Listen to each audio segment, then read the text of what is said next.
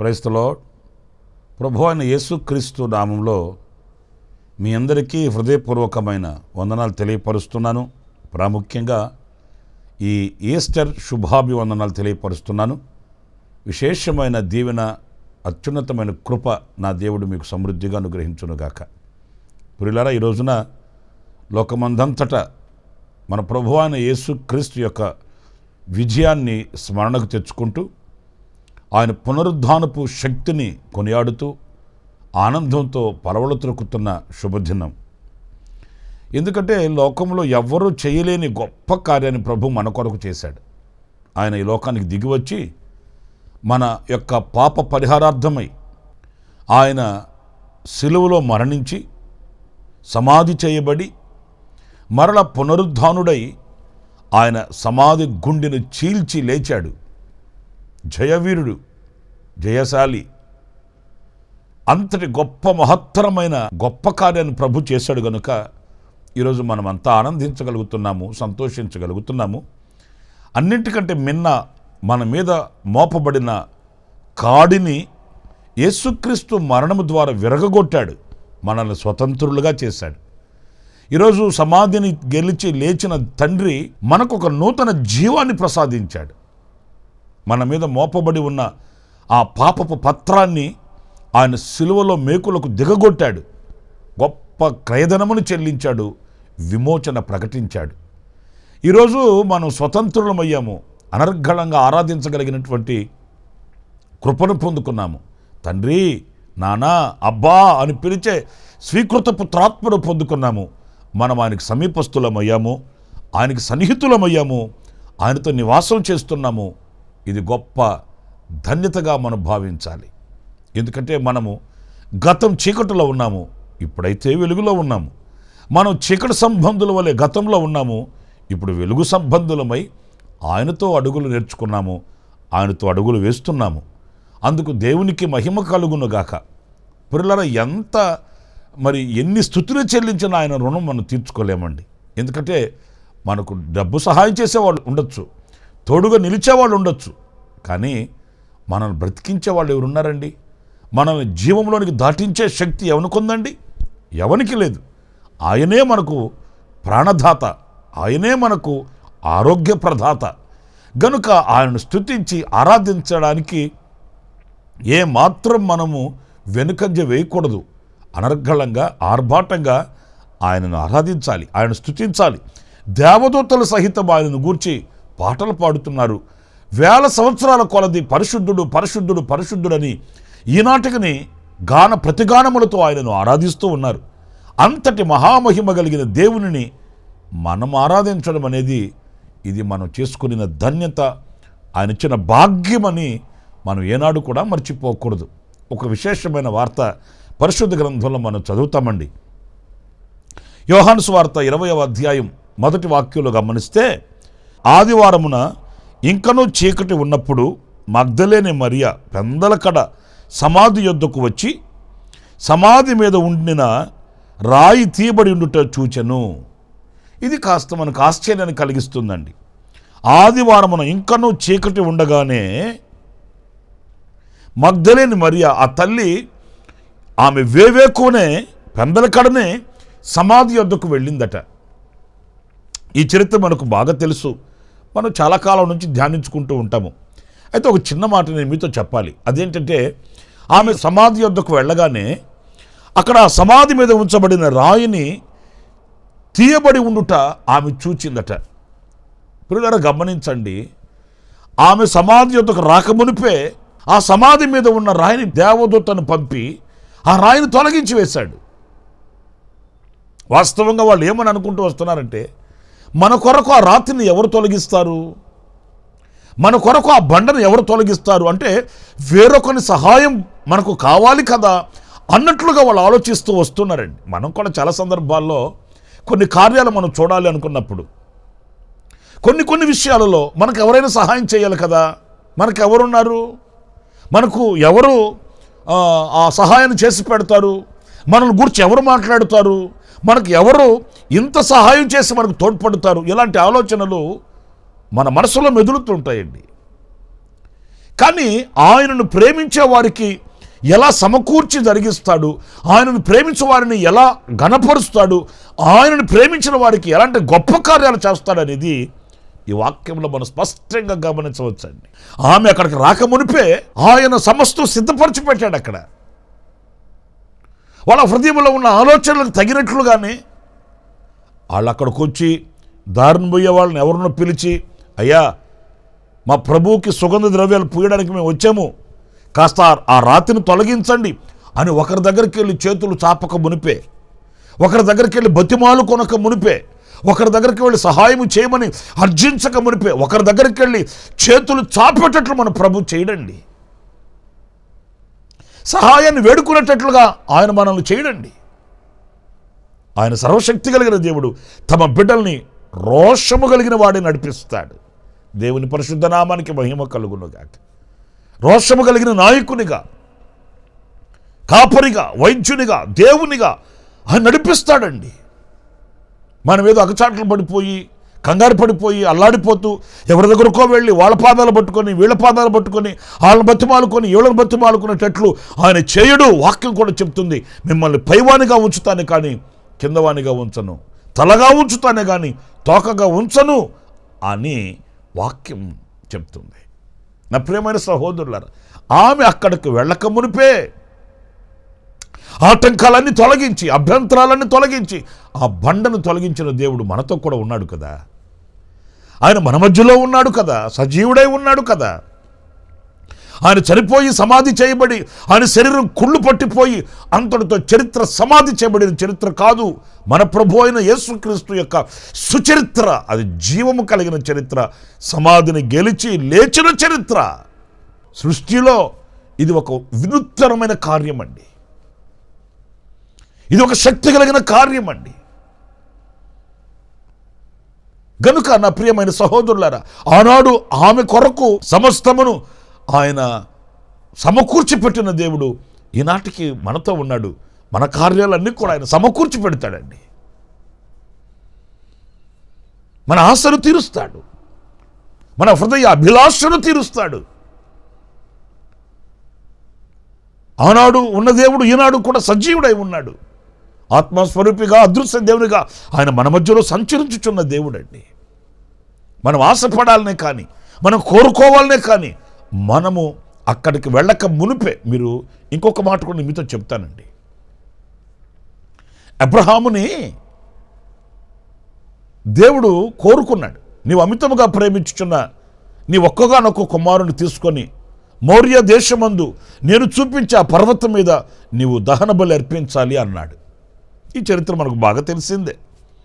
కానీ ఒక మాట చెప్పనా, అబ్రహాము వెంటనే కుమారుని తీసుకున్నాడు, కత్తె, కట్టెలు, నిప్పు చేతబట్టుకున్నాడు, పనివారిని తీసుకొని బయలుదేరి వెళ్ళిపోయాడండి. మనం ధ్యానించవలసిన ఒక విషయం చెప్తాను చూడండి. అక్కడికి వెళ్ళి కట్టెలు పేర్చి బలిపీఠమును కట్టి, మరి కుమారుడైన ఇస్సాకు కాళ్ళు చేతులు కట్టి బలిపీఠం మీద పెట్టి కత్తి పైకెత్తాడు. ఇక్కడ మీరు కొంచెం గమనించండి. వెంటనే ఆకాశంలో నుండి ఒక స్వరం, అబ్రహాం, ఆ చిన్నవాడి మీద నీవు చేయవేయకు, నీవు దేవునికి భయపడేవాడవని ఇందు మూలముగా నాకు తెలిసింది అంటూ ఏమన్నాడు చూడండి. ఆదికాండం 22వ అధ్యాయం 13వ వాక్యం. అప్పుడు అబ్రహాము కనులెత్తి చూడగా పొదలో కొమ్ములు తగులుకొని ఉన్న ఒక పొట్టేలు వెనుక తట్టున కనబడెను.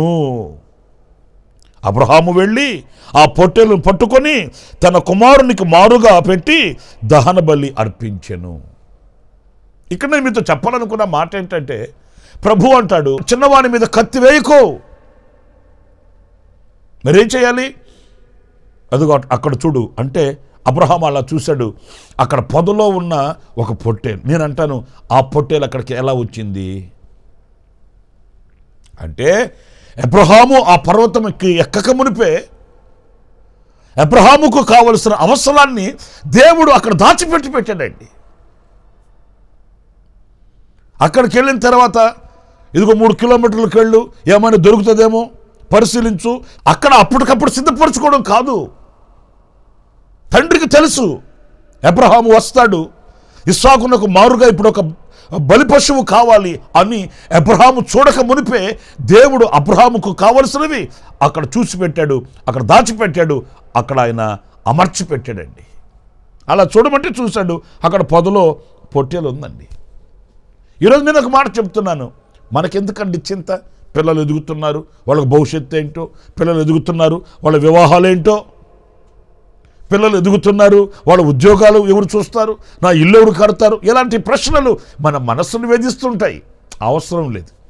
నీ భారము యెహోవా మీద మోపము, ఆయన నీ హృదయ వాంఛను తీరుస్తాడని దేవుని వాక్యం చెప్తుందండి. ప్రియమైన దేవుని బిడ్డలారా, అబ్రహాము పర్వతానికి ఎక్కక మునిపే ఆ పొదలో పొట్టేలను దాచిపెట్టిన దేవుడు నీకు కావలసిన అవసరాన్ని, మనకు కావలసిన అవసరాన్ని ఆయన ఎందుకు అమర్చడు, ఎందుకు వాటిని సిద్ధపరిచి మన కోరికను నెరవేర్చడు అనేది మనం నేర్చుకోవాలి. ధైర్యంతో ముందుకు సాగాలండి. మరి ఆనాడు దేవుడు పాత నిబంధన భక్తుడైన అబ్రహామునే అంత జాగ్రత్తగా నడిపిస్తే ఆయన స్వరక్తము చేత కొనబడిన స్వకీయ సాంపాద్యం మన అవసరతల్ని, మన యొక్క అక్కరలు ఎందుకు తీర్చడు? ఆయన తీరుస్తాడు. ఏ సమయానికి ఏది కావాలో అది అమర్చిపెట్టి ఉంటాడు ఆయన. ఎప్పుడు ఏది మనకు అనుగ్రహించాలనో ఆయన చిత్తములో వాటిలన్నింటినీ మరి సమకూర్చి పెడతాడు. ఏ వయసుకు ఏది కావాలి, ఏ సమయానికి ఏది కావాలి, ఏ స్థితిలో ఎలాగ ఉండాలి అన్నీ కూడా ఆయన చక్కగా సిద్ధపరిచి ఉంటాడు. నా ప్రియమైన సహోదరులారా, ఇంకొక మాట కూడా నేను మీకు జ్ఞాపకం చేస్తాను. ఇశ్రాయేలీలు ఎర్ర సముద్రం దాటి ముందుకు వచ్చారండి. ఏం పాటలు పాడారో, ఎందుకంటే సముద్రం పాయలైపోయింది కదా. నేను చూశానండి, ఎర్ర సముద్రాన్ని నేను చూశాను, 2-3 సార్లు చూశాను. ఎక్కడైతే ఇశ్రాయేలీలు ఆరిన నేలను ఏ మార్గంలో నడిచారో ఆ ప్రాంతానికి కూడా నేను వెళ్ళి చూశానండి. సముద్రం పాయలైపోయింది. ఆరిన నేలను నడిచినట్లు ఇశ్రాయేలీలు యువతలకు వచ్చేసారు. ఏం పాటలంటే వాళ్ళకి ఆనందానికి అవధులు లేవండి. గిలక తప్పెట్లు చేతపట్టుకొని బాగా పాటలు పాడారు, ఆరాధించారు ప్రభుని. కానీ విచిత్రమైన సంగతి ఏంటంటే ఆ తర్వాత కొంచెం ముందుకు వెళ్ళగానే అక్కడ వాళ్ళకి మారా ఎదురయ్యింది. మారా ఎదురైతే ఇంకా మనాళ్ళ సంగతి తెలిసిందే కదండి. మేలులు జరుగుతూ ఉంటే పాటలు పాడతారు, తప్పెట్లు వాయిస్తారు, ఇక ఏమైనా ఆనందంతో ఎంత చేయమన్నా చేస్తారు. ఇప్పుడు 4 అడుగులు వేసి ముందుకు వెళ్ళగానే మారా ఎదురైంది, చేదు అనుభవాలు ఎదురయ్యాయి. ఇక వాళ్ళలో ఉన్న ఆనందం అంతా పోయింది, సంతోషం అంతా పోయింది. ఇక మరలా యథాతథా మరలా సనుక్కోవడం, తిరగబడడం ప్రారంభించారు. అయితే మనం గమనించవలసింది చూడండి, నిర్గమాకాండం 15వ అధ్యాయం 22వ వాక్యం దగ్గర నుంచి నేను చదువుతున్నానండి. మోషే ఎర్ర సముద్రము నుండి జనులను సాగచేయగా వారు షూరు అరణ్యములోనికి వెళ్ళి దానిలో 3 దినములు నడిచిరి. అచ్చట వారికి నీళ్లు దొరకలేదు. అంతలో వారు మారాకు చేరిరి. మారా నీళ్లు చేదైనవి గనుక వారు ఆ నీళ్లు త్రాగలేకపోయిరి. అందువలన దానికి మారా అను పేరు కలిగెను. ప్రజలు మేమేమి త్రాగుదమని మోషే మీద సణుగు కొనగా అతడు యెహోవాకు మొరపెట్టెను. అంతటా యెహోవా అతనికి ఒక చెట్టును చూపెను. అది ఆ నీళ్లలో వేసిన తరువాత నీళ్లు మధురములాయెను. స్తోత్రం కలుగునుగాక. ఇక్కడ చూడండి, ఒక వింతైన పరిష్కారం అండి. ఇప్పుడు నీళ్ళేమో మారా చేదండి, ఇప్పుడు మేము ఏం చేయాలి అని మోషే మీద తిరగబడ్డారట. వీళ్ళకి కొంచెమన్న జ్ఞానం ఉందండి? అంత సముద్రాన్ని పాయలు చేసి నడిపించింది ఎవరు? సముద్రంలో ఆరిన నేలను నడిచింది నిన్నగాక మొన్నే కదా. అంతలో మరలా ఇంత పెనుమార్పు వాళ్ళలో కలిగింది. సడుగులు ప్రారంభమయ్యాయి. నిన్నగాక మొన్న గొప్ప అద్భుతం చూశారు. ఇంతలోనే వాళ్ళ విశ్వాసం ఏమో మనకు తెలియదు, కానీ ఇప్పుడు మరలా సనుక్కోవడం ప్రారంభించారు. ఇక మరలా మోషే ఏం చేస్తాడండి? ఆయన మనిషే కాదండి. కొంతమంది సేవకుల మీద విసుగు పడుతుంటారు, వాళ్ళ మీద అలుగుతుంటారు, వాళ్ళ మీద సడుక్కొని గొనుక్కొని తిట్లు అండి, తిట్లు. ఏ సేవకుడైనా ఎంతటి వాడైనా మనిషే కదండి, ఎవరేం చేస్తారండి? ఏదైనా చేయగలిగితే సర్వశక్తి కలిగిన దేవుడు చేయాలి, కానీ సేవకుల మీద, పెద్దల మీద, వాళ్ళ మీద, వీళ్ళ మీద సనుక్కుంటే ఏమొస్తుందండి? ఇక పాపం మోషే ఏం చేశాడు? తిన్నగా వెళ్ళి, ఆయనకు తెలిసింది అదొకటే కదండి, వీళ్ళకి తెలియకపోయినా ఆయనకి తెలిసింది అదొకటే కదా, ప్రభు మీద ఆధారపడడం, ప్రభువుకు చెప్పుకోవడం, ఆయనకి కష్ట నష్టాలు ఆయనకి వివరించుకోవడమే కదా మరి ఆ సేవకునికి తెలిసేది. ఇప్పుడు వీళ్ళైతే మోషే ఉన్నాడు కదానని మోషే మీద విరుచుకుపడ్డారు. మరి మోషే ఎవరి మీద విరుచుకుపడతాడు? వీళ్ళైతే మోషే మీద సడుక్కున్నారు, మరి మోషే ఎవరి మీద సడుక్కుంటాడు? దేవునితో చెప్పుకున్నాడు. ఇక్కడ మనం గమనించాలి, దేవుడు మోషేకి ఒక చెట్టును చూపించాడంట. ఆ చెట్టును తీసుకొని వచ్చి నీళ్ళల్లో వేసిన తర్వాత నీళ్లు నేను అంటాను, ఆ చెట్టు ఎప్పుడు వేశాడు అక్కడ దేవుడు? దేవునికి తెలుసు, ఈ మార్గంలో నా ప్రజలు వస్తారు, వాళ్ళకి ఇక్కడ ఇబ్బంది కలుగుతుంది, ఆ ఇబ్బందికి పరిష్కారం నేను చూపించాలి అని వాళ్ళు అక్కడికి రాక మునిపే ఆ చెట్టుని ఆయన అక్కడ సృష్టించి పెట్టాడు. నేను ఒక మాట చెప్పనా, ఆ స్థితికి మనం వెళ్ళక మునిపే మన పరిష్కార మార్గాన్ని ఆయన మనకు ఏర్పాటు చేసి ఉంటాడండి. మనకు తెలియక వాళ్ళ మీద సనుక్కోవడం, వీళ్ళ మీద సనుక్కోవడం, మనం లేదా ప్రయాసపడిపోవడం, ఆయాసపడిపోవడం, కంగారు పడిపోవడం, ఇంకా మన వాళ్ళు చెప్తుంటారు కదండి, షుగర్ డౌన్ అయింది, బీపీ రేజ్ అయిందని. ఇంక ఇలాంటి కార్యక్రమాలే కానీ పరిష్కారం లేకుండా ఎందుకు ఉంటుంది? ఆయన నడిపించే మార్గంలో పరిష్కారం లేకుండా ఉంటుందా? ఆయన చూపించే మార్గంలో పరిష్కారం లేకుండా ఉంటుందా? ఆయన మనల్ని చేపట్టి నడిపించే మార్గంలో ఆయన మనకు మరి తిన్నని మార్గం చూపించకుండా ముళ్ళ మార్గం చూపిస్తాడా? లేదు కదా. అక్కడ ఒక చెట్టు ఉంది, నేను అంటాను ఆ చెట్టు ఎప్పుడేస్తే ఇప్పుడు మొలిచింది, ఇప్పటికి అది సిద్ధపడింది, అప్పటికప్పటికే అది మొలకెత్తి మహావృక్షం అయిపోతుందా? కాదు కదా. ఏనాడో వేసి పెట్టాడు ఆ చెట్టుని అక్కడ ఆయన, ఏనాడో దాచిపెట్టాడు అక్కడ ఆయన. నా ప్రియ సహోదరులారా, మన వ్యక్తిగత బ్రతుకుల్లో కూడా ఏ సమస్యకైనా ఒక పరిష్కార మార్గాన్ని మనం ఆ సమస్యను ఎదుర్కోక మునిపే ఆయన మనకు పరిష్కారం చూపించి ఏర్పాటు చేసి ఉంటాడు. ఆయన అడిగితే ఆయన మనకు ఆ పరిష్కారం చూపిస్తాడు. అంతే.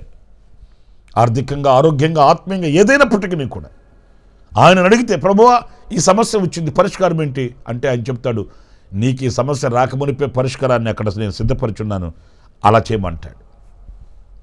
ప్రభువా నాకు ఇలాంటి పరిస్థితి వచ్చింది, ఈ సమయంలో నేను ఏం చేయాలి? ఇలా చేయి, నువ్వు అక్కడికి రాకమునిపే నేను ఏర్పాటు చేసి పెట్టాను కదా, దాన్ని స్వతంత్రించుకోమంటాడు. ప్రార్థించి అది తెలుసుకోలేక మనుషుల మీద మనం సణుక్కోవడం, మనుషుల మీద మనం గొణుక్కోవడం, వాళ్ళ మీద విరుచుకుపడడం తప్పండి. కుటుంబంలో ఉన్న పిల్లలు తల్లిదండ్రుల మీద విరుచుకుపడడం, మాకు అదేంటి, మాకు ఇదేంటి, మాకు అది చేసి పెట్టారా, మాకు ఇది చేసి పెట్టారా? ఎవరికి ఏం చేసి పెడతారేంటి? తల్లిదండ్రుల మీద విరుచుకుపడకపోతే ప్రార్థన చేయొచ్చు కదా, ప్రభు సహాయం చేస్తాడు కదా. నా ప్రియమైన సహోదరులారా, మనం ప్రార్థించడం నేర్చుకుంటే, ప్రభుని అడగడం నేర్చుకుంటే ఆయన మనకు అన్నీ కూడా సమకూర్చి పెడతాడు. సజీవుడైన దేవుడు ఆయన. మరి ఆ సమాధి దగ్గరికి వెళ్ళక మునిపే ఆ రాతిని తొలగించి మార్గమంతా సరళం చేసి పెట్టాడు. ఆమె రాగానే వెతికింది, ఆమెతో ఆయన మాట్లాడడం ప్రారంభించాడు. ఎంత ధన్యతోనండి. మరియా మరియా అన్నప్పుడు నేను అనుకుంటాను, ఆయన పునరుద్ధానుడైన తర్వాత ఆయన నోట వచ్చిన మొదటి మాట మరియా అనే ఆమె పేరే కదండి. ఎంత ధన్యతోనండి. ఆయన పునరుద్ధానుడైన తర్వాత ఆయనను చూచిన వ్యక్తులలో మొట్టమొదటి వ్యక్తి మగ్దలేని మరియా.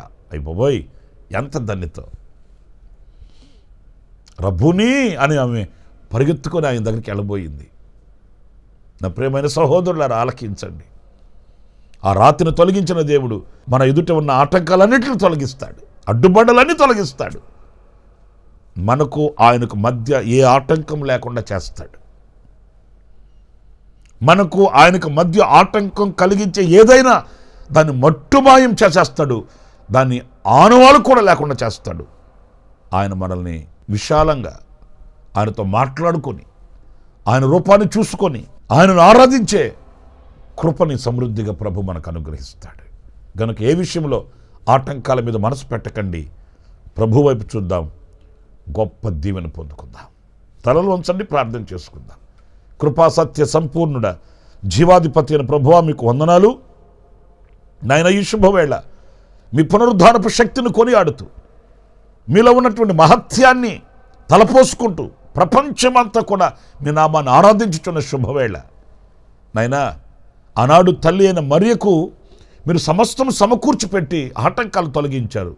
ఈనాడు మాకు కూడా మీరే ఆధారం, మీరే మాకు దిక్కు, మీరే మమ్మల్ని నడిపించే నాయకుడవు, స్వస్థపరిచే వైద్యుడవు, మమ్మల్ని పాలించే దేవుడవు నీవు నాయన. మా బ్రతుకులలో కూడా మీరు అలా ఉన్నారు. అందుకు నీకు స్తోత్రం. ప్రార్థించి ప్రభువా, మీ మేలులను మేము పొందుకోవడానికి సహాయం చేయమని మమ్మల్ని మీ చేతులు సమర్పించుకుంటూ యేసు నామములో ప్రార్థించుచున్నాను తండ్రి. Amen, amen. ప్రభు మిమ్మల్ని దీవించి ఆశీర్వదించును గాక. మరొక్కసారి ఈ ఈస్టర్ శుభాభివందనాలు తెలియపరుస్తూ మిమ్మల్ని అందరినీ నా దేవుడు సమృద్ధిగా దీవించాలని కోరుకుంటున్నాను. ప్రభు మిమ్మల్ని దీవించును గాక. ఆమెన్. ప్రతి దినము ఈ అనుదిన కృపాను సందేశాల కొరకు, ఇంకా మరిన్ని ఆత్మ సంబంధమైన సందేశాల కొరకు ఈ మా యూట్యూబ్ ఛానల్ ని సబ్స్క్రైబ్ చేసుకోండి. Pastor Ramesh, hosanna ministries.